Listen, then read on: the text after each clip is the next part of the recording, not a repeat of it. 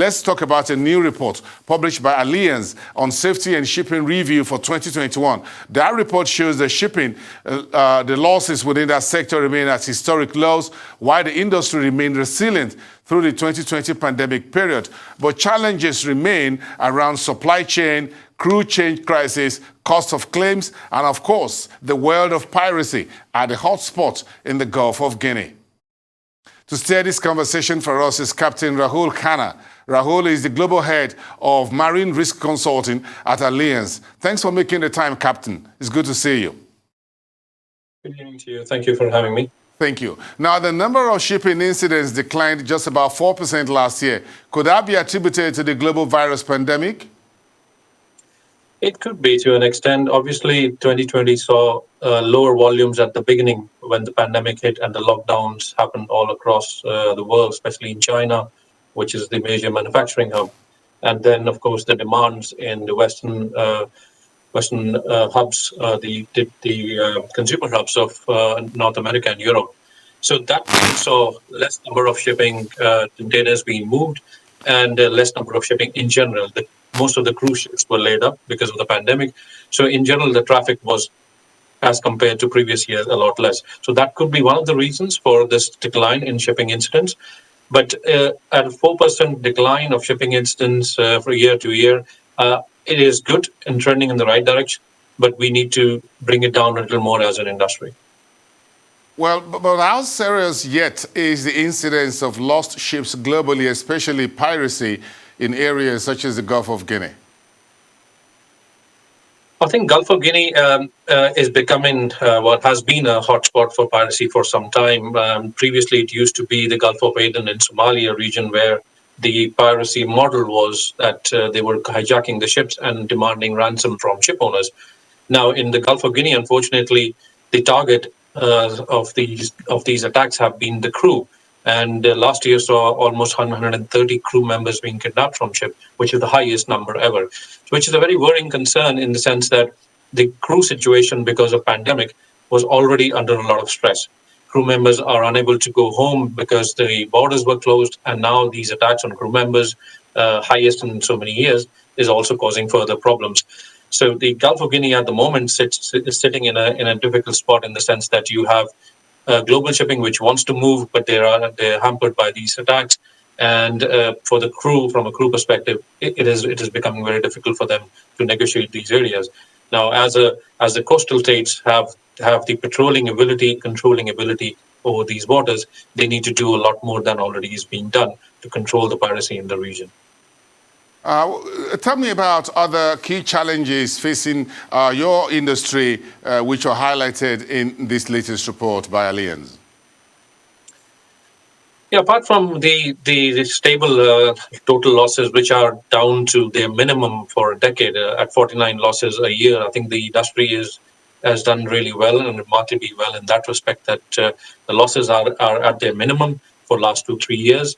And in a 10-year period, they have come down as much as 40 to 50%. So, and the incidents, overall shipping incidents have also come down, which bodes very well and shows that during the pandemic itself, the industry has done reasonably well. And now the demand is up and shipping is doing its best to do. And throughout the pandemic, when the whole world was shut down, shipping was providing the essential commodities, the medicines and food and all the other essentials to all over the world, and seafarers were working.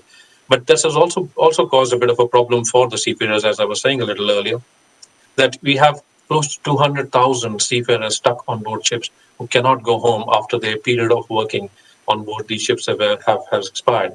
Normally, they stay on board for anything between 2 to 4 months, but some of them have not gone home for almost a year. And we know clearly that mental fatigue, the mental health of seafarers, and the accidents are directly proportional or relatable to the human error. And all this stress on the seafarers is causing not just problems for seafarers themselves, but in general for the shipping industry from a safety perspective. So we have this big problem to solve, which the industry is trying to resolve. We want that seafarers should be provided key worker status and should be facilitated to travel to and fro from their home countries, because to run the global trade, which essentially 90% of the global trade runs on ships. The other issues that we are facing is what we saw earlier in the year about, for example, the Ever Given, which was stuck in the Suez Canal for 6 days, which had a bit of an impact on the global trade. But the picture behind that is about larger vessels. Now, ships have grown in size exponentially, and some of these ships have grown up by as much as 1,500% in the last 15 years, especially the container vessels. We are talking about container ships which are now 24,000 TEUs. By that, it means 20 equivalent units, roughly equal to 24,000 containers being carried on these ships. Now, these are massive ships, as much as 4 football field long.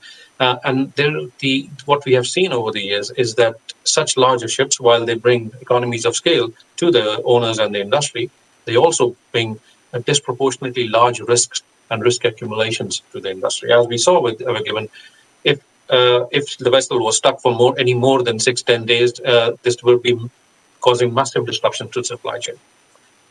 We were lucky that it was only stuck there for 6 days. So larger ships are one of the key concerns. And from an industry perspective, I think we should look at larger ships from a risk perspective, and we should put in more measures to ensure that the risk is controlled. The other bigger issue that is very topical at the moment is the environmental impact that the shipping industry is causing. The climate change legislation and climate change impacts and work is gaining momentum. And what we are seeing is that the IMO has put in many targets for emission reductions on the shipping industry, which means that in the next few years, the industry will really have to work very hard using technology, using innovation to try and reduce and achieve these aggressive climate change targets that have been set by International Maritime Organization on the industry. That will require a lot of work throughout the industry, and most players will have to think slightly out of the box. Maybe did newer ships, build newer designs, better fuel technologies, and other efforts to meet those targets. Very interesting. One other incident that we saw was the Japanese vessel off the coast of Mauritius that spilled oil and all of that. For accidents of that nature, which is different from the evergreen, how is the industry taking that? Are we seeing more of this? Are the costs rising in terms of the risks involved in matters such as that nature or accidents? Yes, indeed. I think that was another one of the key accidents that happened last year. And Wakashio, that was the name of the vessel, which went aground near Mauritius. And there was the key issue again, which came across from that. One of the issues, of course, was the crew that has been on board. At least two crew members have been more than 1 year on board that ship, and they were unable to go back home after the time period on board ships that they had completed the period.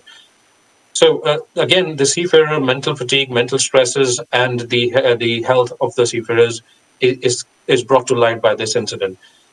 As regards to cost of these incidents, now we have already said in our previous reports that the larger ships, especially these types of ships, are now posing a lot more disproportionately larger risks and cost to the events. If an accident happens on these sort of ships, you are looking at massive cost. For example, if a few years ago you might remember the Costa Concordia passenger vessel, which went aground near Italy and had to be rescued, tried to rescue, but it was then considered a total loss and was to be removed. The total cost of that incident was in billions and not even millions. So the cost is going up substantially for these vessels. And for that reason, I think the risk management aspect of ship operation needs to be put back in the spotlight and should be the key parameter we should look at. Just to wrap it up, Captain Rahul, how are we doing? How are we coasting along in 2021 so far? Well, 2021 has seen the global supply chains under a lot of pressure, unfortunately. But shipping industry, again, as I said in the beginning, has shown huge amount of resilience. It has kept the world trade running. It is trying to meet the demands. And at the moment, the problem at the moment is that the container industry is a little suffering because we are not unable to get the containers back into the position where they should be. And because of the pandemic, we have a lag effect now that the economy has recovered. The demand is rising very quickly in the Western hubs. Okay. Thank you so much, Captain Rahul Khanna, Global Head of Marine Ship Consulting at Allianz. Thank you so much for your time this evening.